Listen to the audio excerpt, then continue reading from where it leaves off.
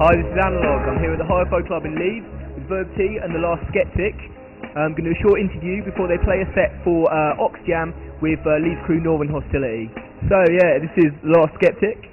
How's it going, man? Verb T. How you doing? You alright? Yeah, I'm cool, man. Can we just introduce the rest of your crew here? Well, we have the man, the legend, the editor of the Beano, Scrine. Foreign beggars represent. We have an amazing gentleman, one of the most talented men in the world, in the galactosphere, and that is Flutebox, Nathan Flutebox Lee over there. So you know, we bring the whole crew down. This is our live show. That's it. Well, I know we're all looking forward to that. First of all, we'll get the plugs out of the way. There's an album that you two have been developing and is now out, and is last time I looked on Suspect Packages was riding quite high actually. Yeah, you know. It's like the Billboard charts, you know what I'm saying? The Suspect Packages, we sold 100 million copies of the CD last week alone. So, yeah, and it's rising up the Suspects. Yeah, Broken Window album, it's myself and Verb T. And, yeah, it's out now. We've got Sway on there, we've got Kaiser, Jest, Edo G, the whole, you know, who's who, the scene, apart from Scrine, because we didn't like him that much, and so he just didn't get on the album. Yeah. Well, we know about Scrine, but yeah. Anyway, basically, that was one thing. The Sway and Kaiser track I wanted to mention actually, because that was an interesting combination of MCs having a track. I don't think they've appeared together before. No, they haven't. Well, because I've known Sway for a long time, and Kaiser is obviously a mate.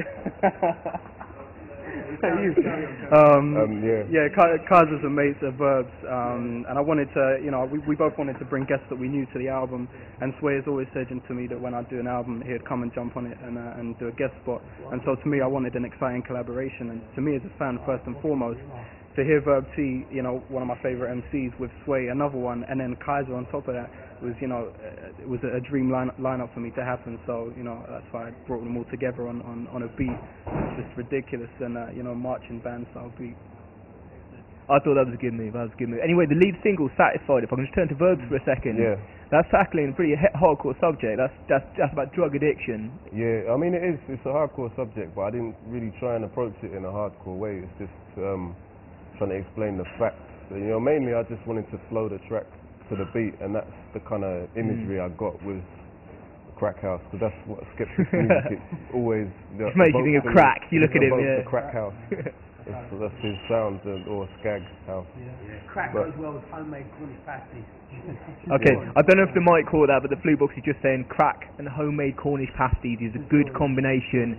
That's a tip for all your housewives out there. So I personally haven't tried that one, but no, I mean, to bring it back to the question, yeah, it's quite a heavy subject, but it's one, you know, just people need to think about. It's easy to turn a blind eye to it and look at other stuff, but it's a serious, you know, problem across the world and in many ways.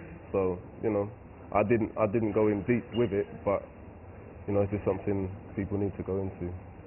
You both come from the base of having quite a lot of other projects. I'm going to start again with, go back to Verb T again. You've had several albums which have been kind of collaborative in nature, really. With, I think the previous one was Harry Love. You did a whole album with him. Yeah. And you kind of shared an album with Kashmir as well. Yeah, the thing with Kashmir, that was back in 2002. That was, we were both working on EPs for Lowlife, and me and Kashmir started doing shows together at the time, and you know, started working together. And we just had a similar vibe, so, you know, we collaborated, put the two EPs together, made an album that's just, you know, we felt like it works. And then, because we were, you know, touring together, it just made natural sense to do it. And then me and Harry known each other forever, basically. We've been working on the album for years. And yeah, that just, you know, it was about 6 years in the making, really, but it finally saw the light of day in 2006, I think it was. But yeah, so that's the album to date. And there was also an album with a guy called DJ Juice, which was on Pepper Records. Is that like available now still? Is that well, yeah, release? That's available. It's a limited press. It's kind of, we did it as a limited edition thing. There was an EP on vinyl and then an album on CD. You know what I mean? So yeah, I'm always recording. It's just this shit's got stuff has got to see the light of day, you know. Yeah. Going back to Kashmir again for a second, Invisible Ink, is that something? I've heard stuff about that. I haven't really looked into it properly. But it's basically me, Kashmir, and Ghost have been doing shows together for a while now, and we always planned to do an album, but it never really came about. So you know, finally we've done it. The album's nearly ready. In fact, it's Invisible Ink is the name of the crew. It's me, Ghost, Kashmir and a singer called Devra. Also features from Asavia. He's kind of part of the crew, but he's very busy with a project called the A-Loop, so he's not all through the album, but he's featured on the album. And yeah, it's currently being polished off and should see light of day next year. Skeptik, I don't know if you've had any other releases per se, but you've been pretty busy, I know, with some other online projects, a few interviews of your own, that kind of thing.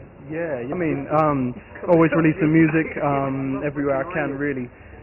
I had the first couple of 12s out, 2003 and 4. I had one with Sway, one with Conflicts that came out, and Dusty Crate's radio show. I think today we've had about 20,000 downloads of that, so it's going really well. So hopefully Dusty Crates is coming back soon. Yeah, and then just freebarfire.com. I've been writing my column Under the Patio. Go check that out. It's just me every week where I put celebrities that I don't like under the patio. And okay. That's pretty much that. So check that out. Fred West style. Yeah, definitely. Brookside style. I just think all the people I don't like need to just grab a shovel, grab some pavement slabs, and do it themselves. You know what I mean? That's pretty much the motto for the minute. But music-wise, at the moment, I'm working on an album with Kashmir called Tales from Question Mark, and it's just going to be nuts, and projects with everybody, beats everywhere. So yeah, just watch out for that. You're on Silent Sounds now, is that right? Well, basically what I've done with them is basically signed each album to them. So it's in a way it's like a licensing deal, really. I mean, the Harry Love album was Medication and Silent Sounds. And the Skeptik album we signed, me and him signed the album with Silent Sound. So I'm not signed to them, but that's who I've been working with. And yeah, they're cool. They're putting their work in and trying to elevate a lot of artists. So yeah, it's cool.